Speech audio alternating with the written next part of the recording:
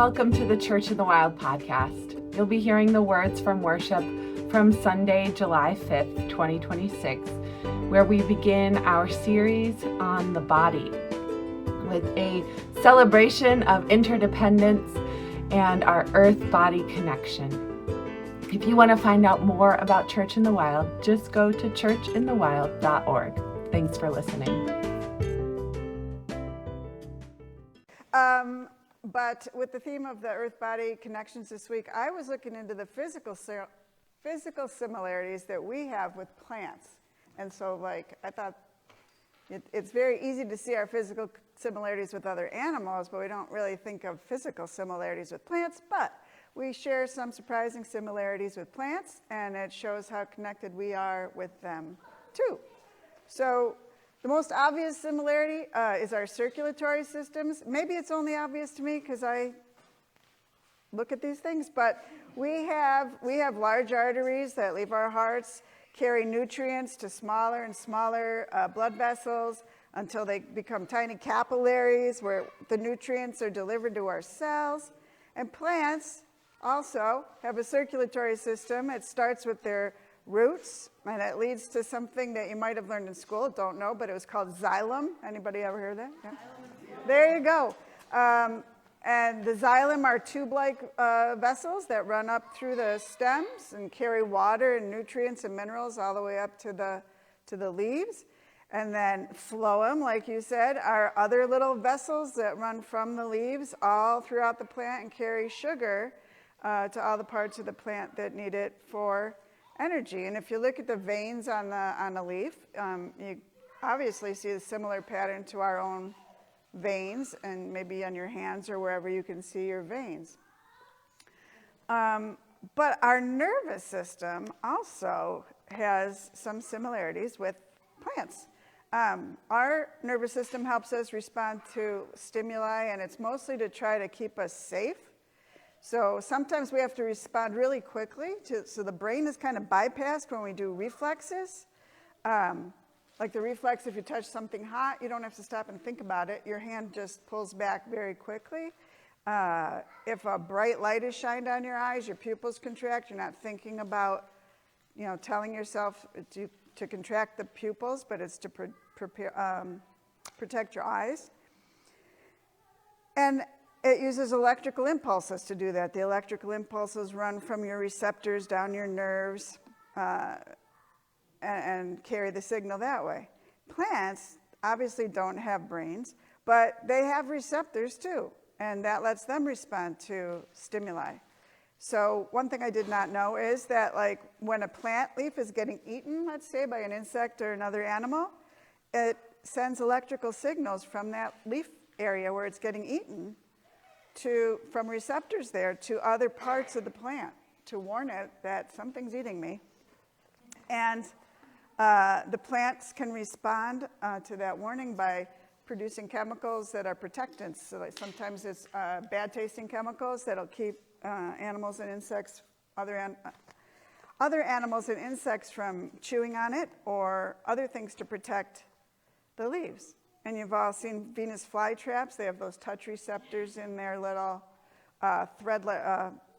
hairs on their pads. And when an insect lands there, it sends a stimulus, a signal, and snaps that trap shut. They even have hormones. Not the same exact hormones we have, but they have hormones that do similar functions. So there's a hormone they have that makes them bend towards the light as they grow. If you've ever forgotten to, move a plant around, they'll end up growing in one direction. They've got hormones that make the pores on their leaves close up during droughts to conserve water vapor and keep it from escaping from their leaves. And also hormones that are released when they touch something. So, excuse me, if you've ever seen, obviously, grapevines that wrap around trellises and grow up tree trunks and things like that. You can even make morning glories. If you touch the vine, you can make them actually coil around your finger. It's kind of cool. I've done that before. It's kind of creepy and cool at the same time. to have a plant just like curling around your finger, but it'll do that while you sit and watch. And we've talked before about the communication network that plants have to communicate with other plants. When they're stressed from disease or from insects eating them, they can release chemicals into the air that other plants can sense and interpret, actually. And then in response, the other plants can start making chemicals to defend against whatever the issue might be. They can release chemicals right into the soil to communicate to other plants. Sometimes it's more or less to say, this is my area, so don't crowd me, don't grow right here. Kind of like the way animals mark their territories. And then there's that huge network that we've mentioned before of underground roots connected to those microscopic fungi. And it can span an astonishing 68 quadrillion miles if straightened out. 32 feet of it can be found in a teaspoon of soil. And all kinds of communication between plants and sharing of nutrients between the plants happens along this network. So it connects the plants on the earth in a way that we didn't even know about until the 1990s. So plants around the earth have a communication network like we have satellites and the internet to connect us. So on top of all that, humans share up to 50% of our genes with plants. And I'm not sure why, but bananas and cabbage are the ones that we share the most with. I don't know why. So, bananas and cabbage, we share the most genetic information with. I don't even do not know why. So the connection is real, and it makes me feel a little less crazy for all the talking to trees that I do when I'm out there. Is that? Guess not. Sure, you're welcome. Hi, my name is Laura. My pronouns are she, her, hers. Our poem today is from Jarod K. Anderson. The Earth's iron in your blood allows you to use oxygen created by other species to empower your cells to live and produce energy. How strange it is when I hear people talk about visiting nature as if they're an outsider. With every breath, you declare your kinship with nature. Hi, I'm Monica. Pronoun Xena Warrior Princess. Our wisdom today comes from Buddhist leader and activist Thich Nhat. If you are a poet, you will see clearly that there is a cloud floating in this sheet of paper. Without a cloud, there will be no rain. Without rain, the trees cannot grow. And without trees, we cannot make paper. The cloud is essential for the paper to exist. If the cloud is not here, the sheet of paper cannot be here either. So we can say that the cloud and the paper are. If we look into this sheet of paper even more deeply, we can see the sunshine in it. If the sunshine is not there, the forest cannot grow. In fact, nothing can grow. Even we cannot grow without sunshine. And so, yes. Red salamander. Oh, yeah, they're the best. Okay, go ahead, I'm reading. All right. They're not. Are they poisonous? No, right? Okay. It hurts them to touch. Yeah, your oil stings their body, so just don't touch them. But they're super cool. All right. No. And my apologies. And if we continue to look, we can see the logger who cut the tree and brought it to the mill to be transformed into paper. And we see the wheat. We know that the logger cannot exist without his daily bread. And therefore, the wheat that became his bread is also in this sheet of paper. And the logger's father and mother are in it too. When we look in this way, we see that without all of these things, this sheet of paper cannot exist. Look even more deeply. We can see we are in it too. This is not difficult to see because when we look at a sheet of paper, the sheet of paper is a part of our perception. Your mind is in here and mine is also. So we can say that everything is in here with this sheet of paper. You cannot point out one thing that is not here: time, space, the earth, the rain, the minerals, and the soil, the sunshine, the cloud, the river, the heat. Everything coexists with this sheet of paper. That is why I think the word interbe should be in the dictionary. To be is to interbe. You cannot just be by yourself alone. You have to interbe with every other thing. This sheet of paper is because everything else is. Suppose we try to return one of the elements to its source. Suppose we return the sunshine to the sun. Do you think that this sheet of paper will be possible? No, without sunshine, nothing can be. And if we return the logger to his mother, then we have no sheet of paper either. The fact is that this sheet of paper is made up only of non-paper elements. And if we return these non-paper elements to their sources, then there can be no paper at all. Without non-paper elements like mind, logger, sunshine, and so on, there will be no paper. As thin as this sheet of paper is, it contains everything in the universe in it. Join me in response to this wisdom in the program. Without any number of things, we wouldn't exist, and then... May we live in reverence of our interdependence. There we go. Okay. So this month of July, not only will we be here in our lovely Caldwell Pavilion, but our theme for the month is one body, or embodied living. Basically, we want to talk about our bodies because they're kind of important. And we tend to forget about them really easily, which seems totally wild when you think about it, but we really do. We live from the neck up so much of our time, right? We're just in our heads. And we do a lot of numbing, ignoring, dealing with our bodies, to the point that bodies are almost a taboo topic sometimes, right? Like even just talking about your body, or they've been sort of vilified, that the body is evil, it's sinful, the desires of the flesh are some problem that we bear, right? This idea of original sin and all of that. It's all attached to our bodies, which are completely unavoidable. Like there's nothing I can do to not have a body aside from, right, and my body's life and go somewhere else, and that's usually frowned upon too. Right, yeah. Yeah. Right. So we're talking about the body. We want to love it, accept it. If you've ever seen, one of my favorite internet things is Subway hot takes.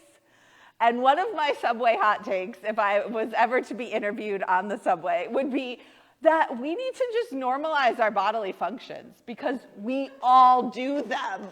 They're the one thing we have in common with the Bushmen in Africa, right? Like we're so different, but everybody poops. So why is that such a big weird deal in our culture? Like, we gotta get over that stuff, and that's my Subway hot take. But again, it all comes back to the body. And why do we make such a big deal about it? And why are there so many negative things about it? So we're gonna embrace our bodies this month. And think about all the various aspects of what it means to be animating flesh on planet Earth. Right? Like, just think about it that way. And all of a sudden, you're like, oh, yeah, this little meat suit of mine needs some tending. Like, it's not this weird thing. It doesn't have to be. It's us. It's our home. Maybe we're not going to get to all of it, right? Because there's a lot that has to do with embodied living. But embodiment matters. And our place here, where we're embodying flesh, matters. That we're here in this particular point on planet Earth. Because a body is made of all the same stuff that the planet is made of. If we somehow could exist, if we were existing on another planet, we would be made of different things, of whatever that planet had available, whatever atoms were there to create a human body or whatever kind of body. We are made of the same stuff as our planet. We are just another creature here. There is an important connection between our bodies and the earth. And the Sunday after, or the Sunday closest to 4th of July has it has become our tradition to really focus on our interdependence. After a celebration of independence, we want to remind ourselves that we are really interdependent. There is no sheet of paper without every other thing in our known universe, in the earth. If all of those things didn't exist, we wouldn't be here, the paper wouldn't be here. We all are interconnected. So we use this Sunday to remind ourselves of our interconnection. And as we talk about this month, or as we're talking about bodies, we are leaning this week into the earth-body connection and how important it is. We are earthlings. How lucky. How lucky we ended up on a planet with an atmosphere and sunshine and rain and clouds. And we have a lot in common with every other kind of life form that we share this planet with, as Barb was telling us. Even things like plants that seem so different from us. We all have similar processes, right? A few years ago now, during the April eclipse, we did our theme was macro to micro. So we talked about galaxies all the way down to microscopic things. And we saw how nature is just what works, scaled up from galactic down to microscopic, right? Galaxies spiral in the same configuration as storms and as our fingerprints and as our DNA. Like, all of these things have the same patterns. At every level, life is finding a way, and it's a similar way of being, right? You know, trees, this is my favorite tree fact. Trees do not have a singular common ancestor. Trees all developed from different original plants, and they all just figured out this is just the best way to be a plant. To have a thick skin, to grow tall and branch out and have leaves. And then, right, you go to other places in the world and all the trees start looking a little different because they have to adapt to their environment.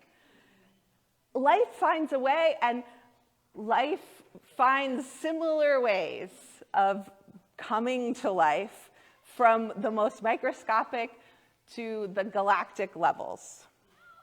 We are inextricably connected to every other thing we share this planet with.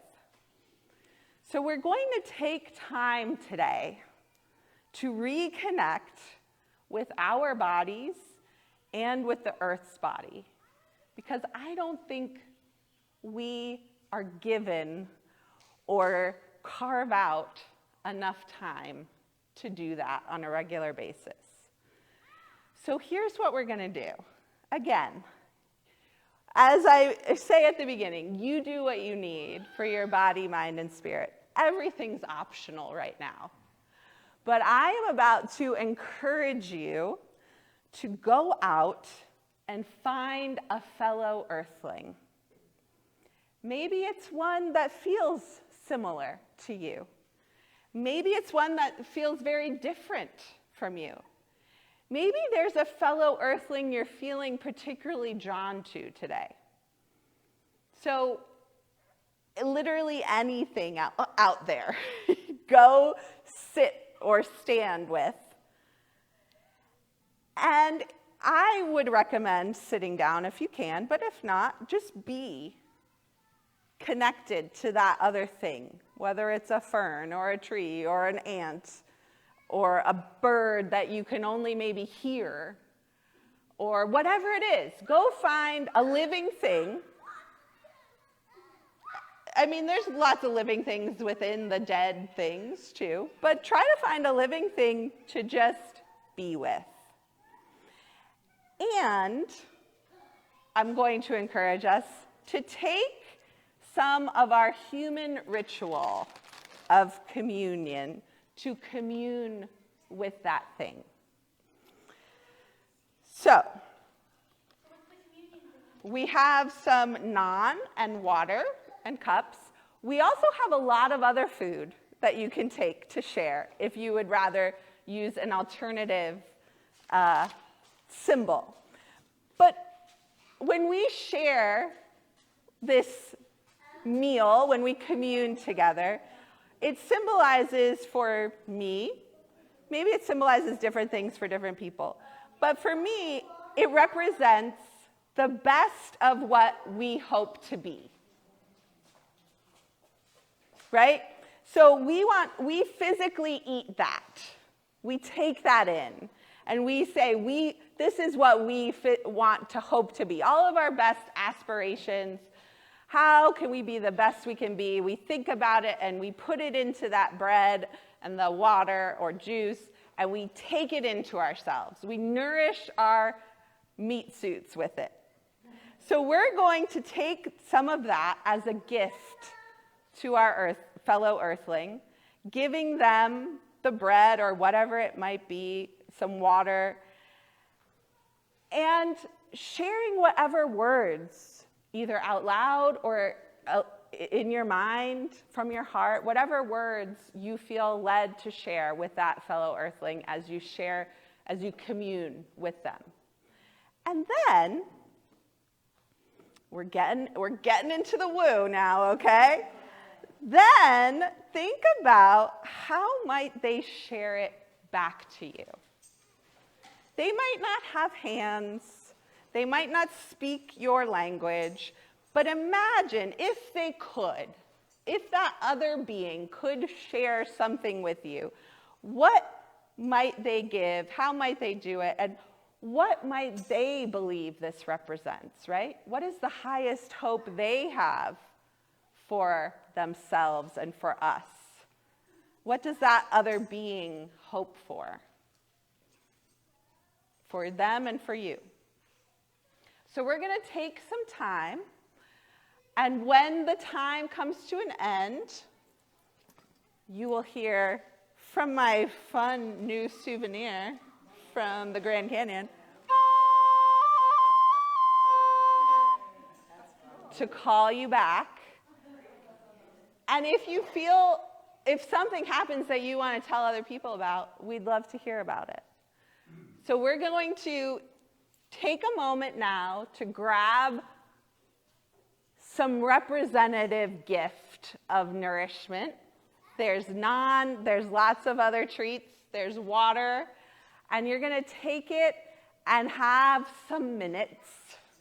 I'm not going to tell you how many, because then you'll be trying to keep track, right?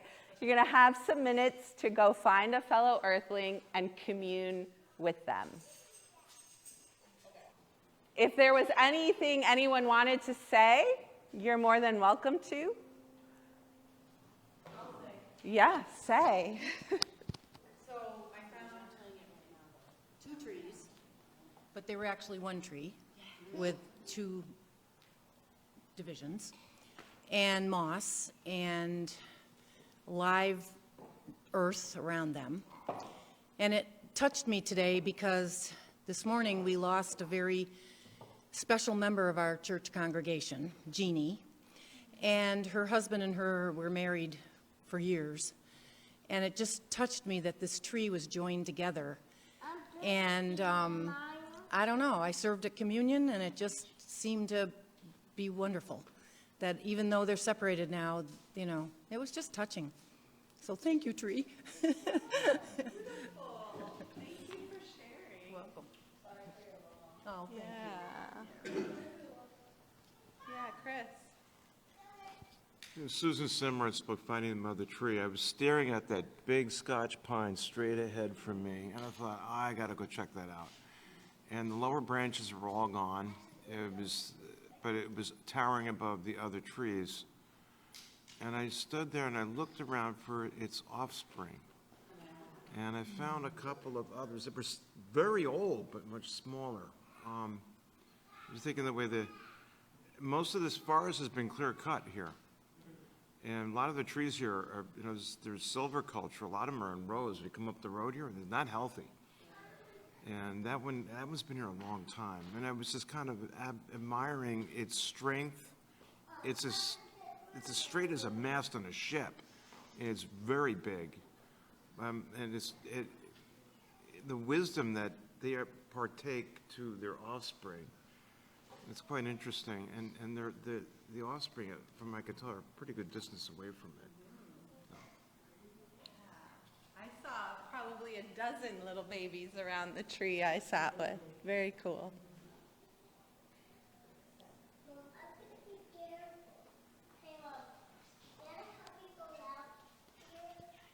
So at first, am I supposed to say my name?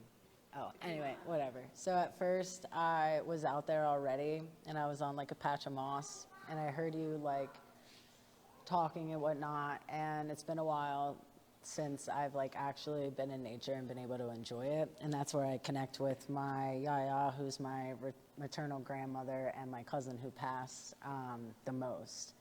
So I always, when I'm out there, I'm like, show me a sign, like everyone does mostly who's lost somebody.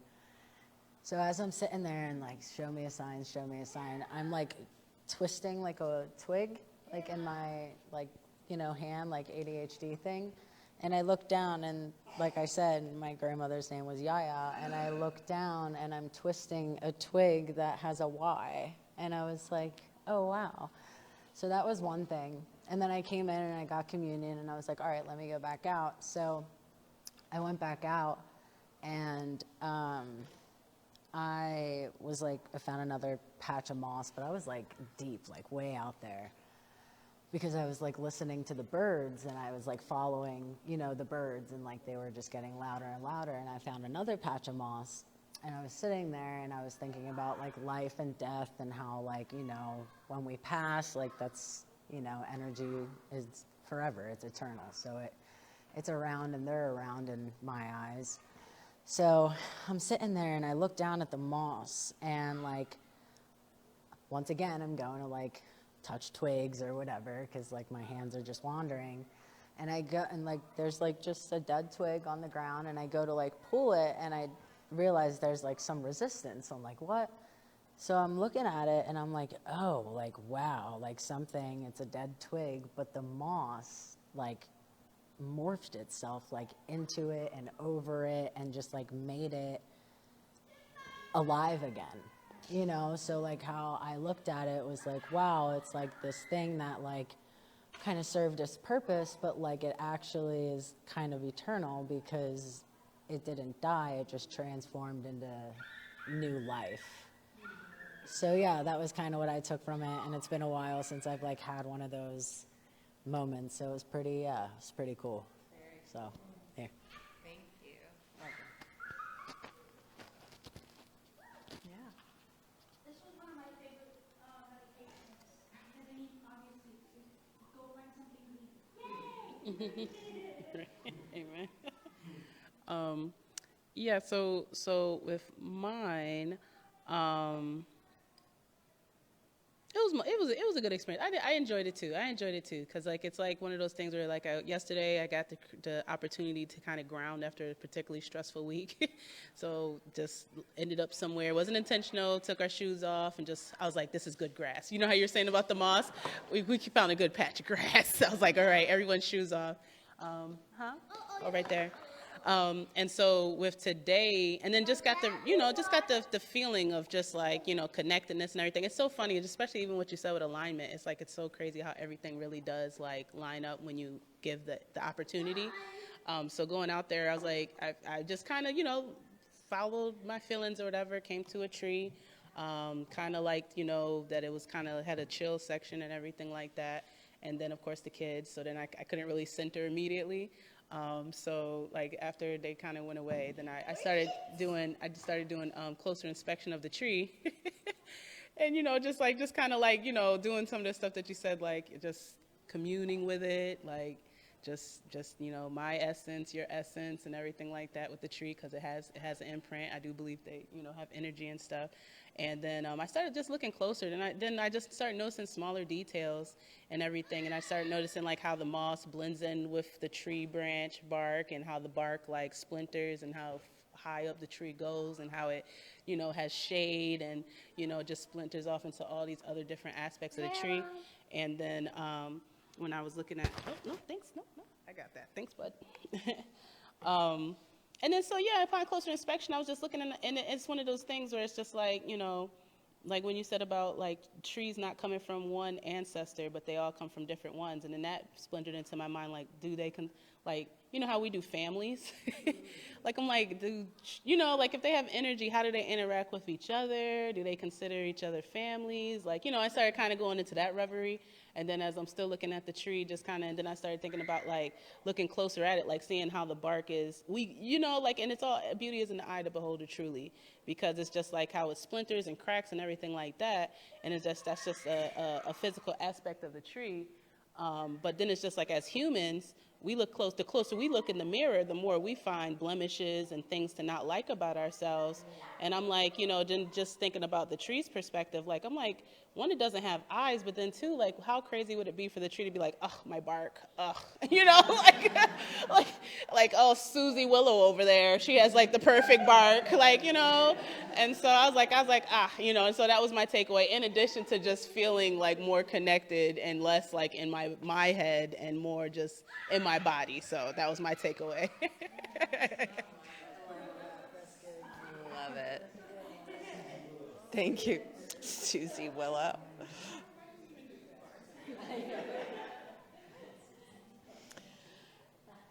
Well, thank you so much for sharing. And for me, getting a chance to do this kind of thing just makes me want to do it more. So I hope you will carve out the time again,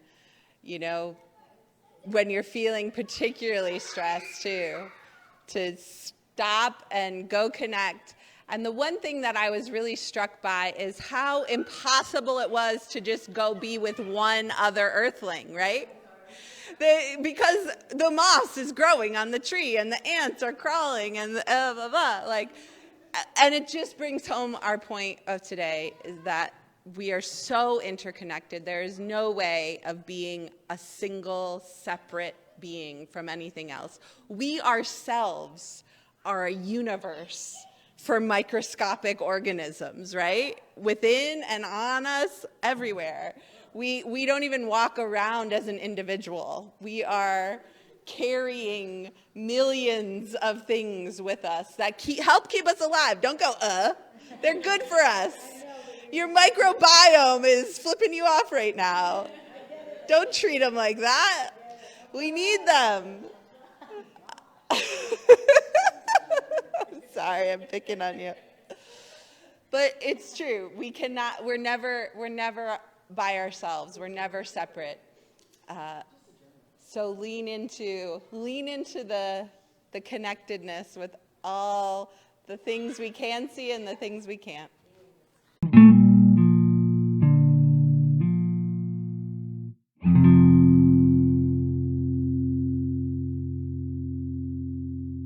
So Wild Saint, one of the people we have lifted up as a Wild Saint, Dr. Robin Wall Kimmerer, who lives just a little bit north of here. She has a great new campaign called Plant Baby Plant, in response to Drill Baby Drill, right?